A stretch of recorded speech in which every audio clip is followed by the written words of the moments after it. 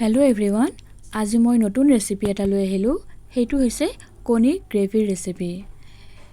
কণী বনাব সকলোৱে জানেই, তথাপিতো মই কেনেধৰণে এই কণীৰ গ্ৰেভিৰ ৰেচিপিটো বনালোঁ আপোনালোকে ভিডিঅ'টো স্কিপ নকৰাকৈ শেষলৈকে চাই থাকিব।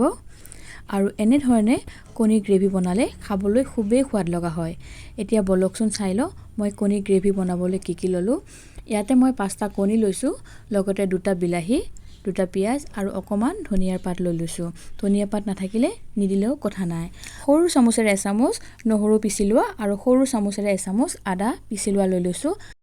আৰু শুকান মছলাত আছে সৰু চামুচেৰে এচামুচ ধনিয়া পাউডাৰ, আধা চামুচ জিৰা পাউডাৰ, আধা চামুচ জালুকৰ পাউডাৰ আৰু কাশ্মীৰী মিৰ্চ আধা চামুচ লৈ লৈছোঁ। ডাঙৰ চামুচেৰে 1.5 চামুচ মই ইয়াতে বেচন লৈ লৈছোঁ। আৰু সৰু চামুচেৰে এচামুচ হালধি পাউডাৰ আৰু নিমখ জোখমতে লৈছোঁ। আৰু মই ইয়াতে মিঠাতেল 3 ডাঙৰ চামুচ ব্যৱহাৰ কৰিম। আৰু লগতে শুকান গোটা মছলা লৈছোঁ, কেইটামান ইলাচি, ডালচেনি আৰু গোটা জিৰা আধা চামুচ।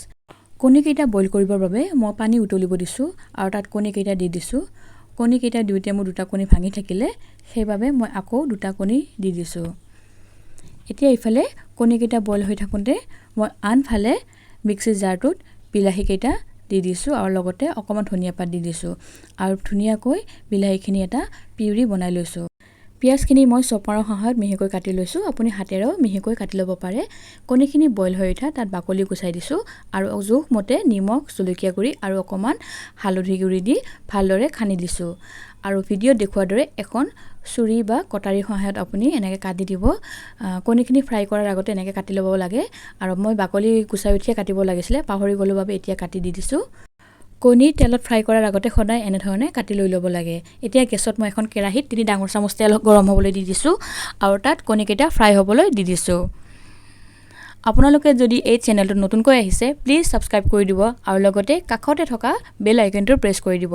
বেল আইকনটো প্ৰেছ কৰিলে মই নেক্সট ভিডিঅ' আপলোড কৰিলে আপোনালোকৰ তাত ন'টিফিকেশ্যন যাব আৰু আপোনালোকে সেই ভিডিঅ'বোৰ চাব পাৰিব। আৰু যদিহে ভিডিঅ' চাই ভাল পায়, আপোনালোকৰ ফ্ৰেণ্ড আৰু ৰিলেটিভৰ মাজত প্লিজ ভিডিঅ'বোৰ শ্বেয়াৰ কৰি দিব আৰু লগতে লাইক আৰু কমেণ্ট কৰি দিব। মই কম জুইত কণীকেইটা ভাজি আছোঁ আৰু মাজে মাজে লৰাই দি আছোঁ। 4 মিনিটমান সময় কম জুইত কণীকেইটা ভাজি উঠাত ৰঙচুৱা হৈ গৈছে আৰু মই কণীকেইটা গেছৰ পৰা নমাই দি দিছোঁ। এতিয়া গৰম তেলত মই ইলাচি, গোটা জিৰা আৰু ডালচেনিখিনি দি দিছোঁ আৰু 1 মিনিট সময় ভাজি লৈ লৈছোঁ। এতিয়া তাত মই মিহিকৈ কাটি থৈ দিয়া পিঁয়াজখিনি দি দিম আৰু ধুনীয়াকৈ পিঁয়াজখিনি কম জুইত ভাজি ল'ম। কম জুইত পিঁয়াজখিনি ৰঙচুৱাকৈ ভাজি ল'ব লাগিব, তেতিয়াহে আপোনাৰ গ্ৰেভিৰ কালাৰটো বৰ ধুনীয়া হৈ আহে। 5 মিনিটমান সময় কম জুইত ভাজাৰ পিছত মই তাত আদা আৰু নহৰু পেষ্টখিনি দি দিছোঁ আৰু ধুনীয়াকৈ 2 মিনিটমান সময় আকৌ পিঁয়াজখিনি ভাজি লৈ ল'ম। এতিয়া মই পিঁয়াজখিনিত বিলাহী পিউৰিখিনি দি দিছোঁ আৰু ভালদৰে পিউৰিখিনি পিঁয়াজৰ লগত মিলাই দি দিছোঁ। এতিয়া নিমখ আৰু হালধিখিনি দি দিছোঁ আৰু ভালদৰে নিমখ হালধিখিনি বিলাহীৰ লগত মিলাই দি দিছোঁ। কম জুইত মই হেতাৰে লৰাই আছোঁ আৰু ঢাকনিখন দি 2 মিনিট সময় বিলাহীখিনি সিজিবলৈ দি থ'ম। 2 মিনিটমান সময় পিছত ঢাকনিখন গুচাই দিছোঁ আৰু বিলাহীৰ পানীখিনি বৰ ধুনীয়াকৈ শুকাই গৈছে। এতিয়া মই তাত আধা কাপ পানী দি দিম আৰু ভালদৰে পানীখিনি বিলাহীৰ লগত মিলাই দি দিছোঁ আৰু ঢাকনিখন লগাই 2 পৰা 3 মিনিট সময় গ্ৰেভিখিনি উতলিবলৈ দি থ'ম। এইখিনি সময়ত মই গেছটো বঢ়াই দি দিছোঁ।